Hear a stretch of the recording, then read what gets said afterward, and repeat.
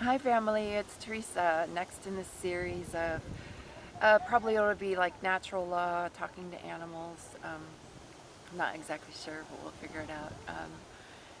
So I was at a friend's house the other day, and we were doing a temescal.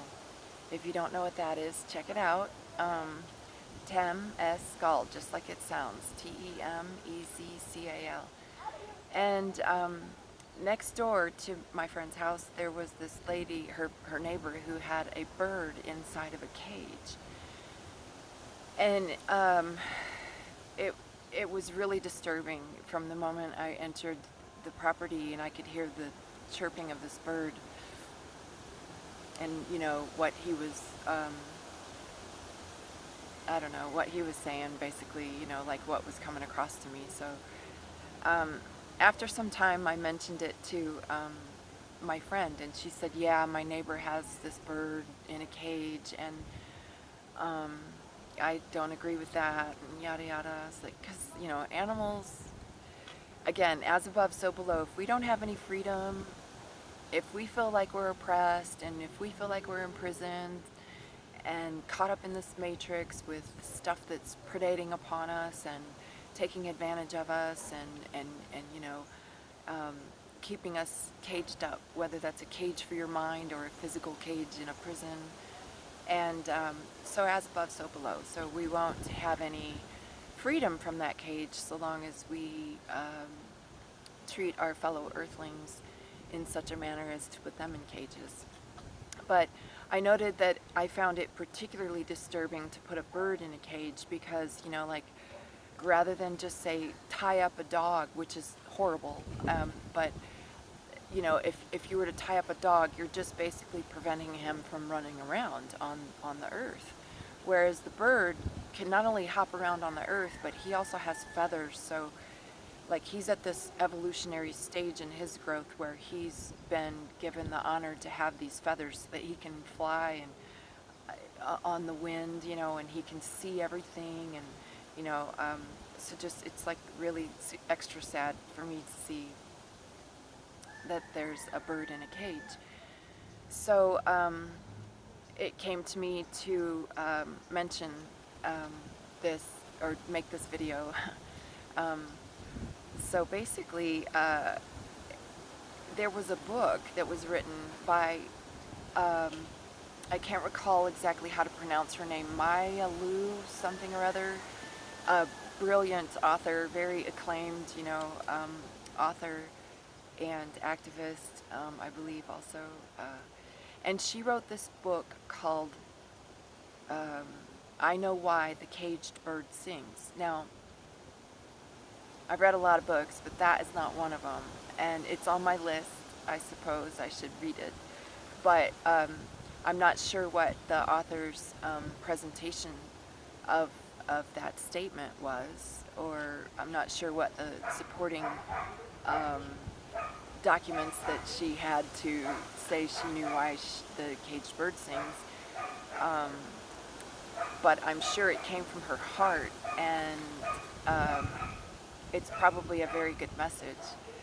So I'll include that book in the show notes if you want to check it out. Anyhow, so I began to wonder as I was listening to this bird, what is he really saying? Like, how do I know why the caged bird is singing? And I just sort of felt into this with my emotions and began to communicate with the bird. And the bird basically, he's so gracious. Uh, he basically said that well he said a lot of things, like he doesn't say, he gives me like hints and then it's for me to ponder. So uh, so basically in what came to my mind was um, or what came to my heart, what the bird was communicating was that he is a spirit, and he is a part of this earth, this plane, this existence where we're all connected in a unified field of consciousness. And, why do the people like to put them in a cage? Because they can tell. I mean, innately, we can feel in our hearts when there's this really powerful connection to spirit. We want to be close to that. We want to experience that. We want to connect with that. And so that's probably why the people put the birds in the cages to begin with. But again, it's this misaligned concept of, well, I like the nature, so let me take the nature and put it in a cage and then put the cage in my house. So that's not really living according to natural law, because now you're violating the free will of the animal, in this case the bird. So, but being gracious as he is, the bird continues to sing in the hopes that one day, the people will really hear the songs that he sings, or the messages that he delivers. And let me share with you real quick, if this will help kind of solidify my thoughts anyway. um, there's a song that is sung in ceremonies. I think I learned this when I was in Ecuador. I'm not sure if they sing it here in Mexico, but it basically says, from afar I hear the call of the bird, I hear the song of the bird. And this song of the bird is beautiful. And this bird is my ancestor, a spirit who's existing in this plane and singing his beautiful songs. Um, that will remind me, basically, of the connection that we all have, in this love. Unconditional love is the source of everything.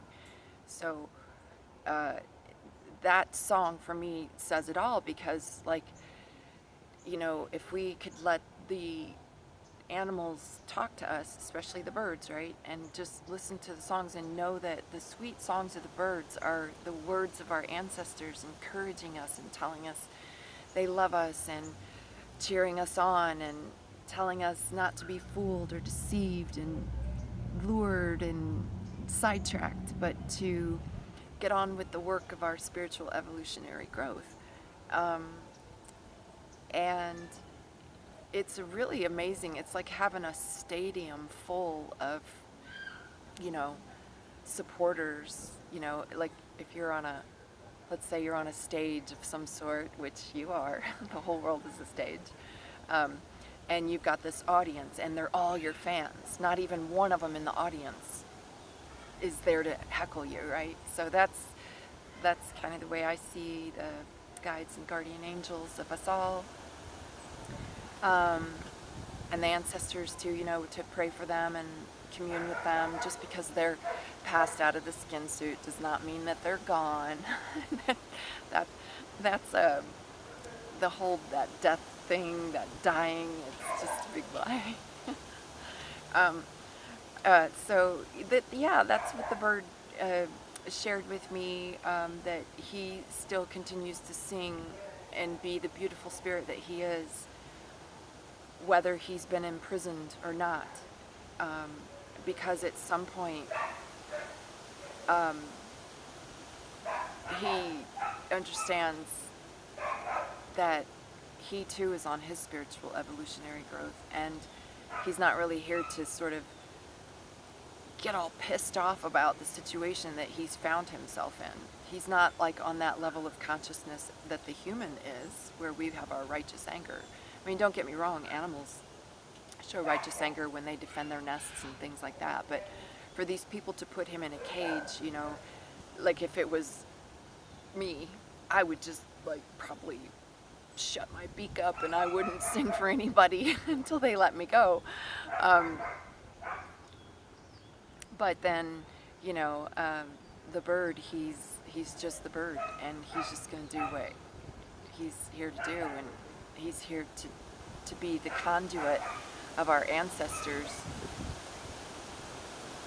telling us words of encouragement, giving us love and comfort and, assurance and all the things that we require as children of Mother Earth. um, and it's coming through to us on the beautiful song of the bird. So that's what I wanted to share with you today, family, about the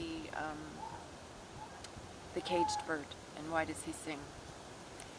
And I would love to hear your feedback on that. Like, what do you think about it? I'm not here to like say my way or the highway, and I'm the teacher and you're the student. Like, that school stuff is really stupid. But it's just a different perspective. It's just a different way of looking at things, um, and I like to share those different perspectives. If they resonate with you, family, then it's my blessing to share it with you. And if you too would like to, share it with others, because talking to animals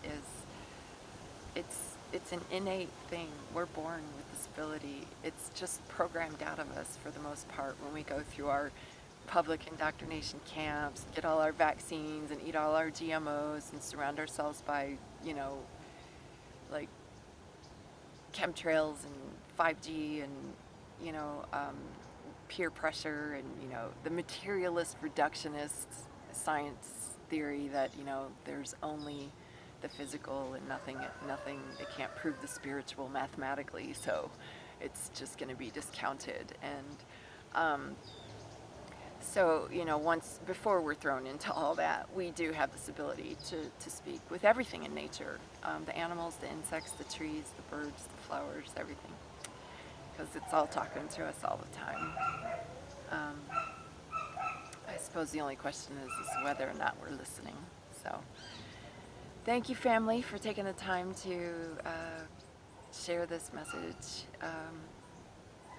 with your friends, and ponder it for yourself and see what comes up in your heart. And if it's a blessing to you, then it's my honor to share that. So, namaste, family. I love you very much.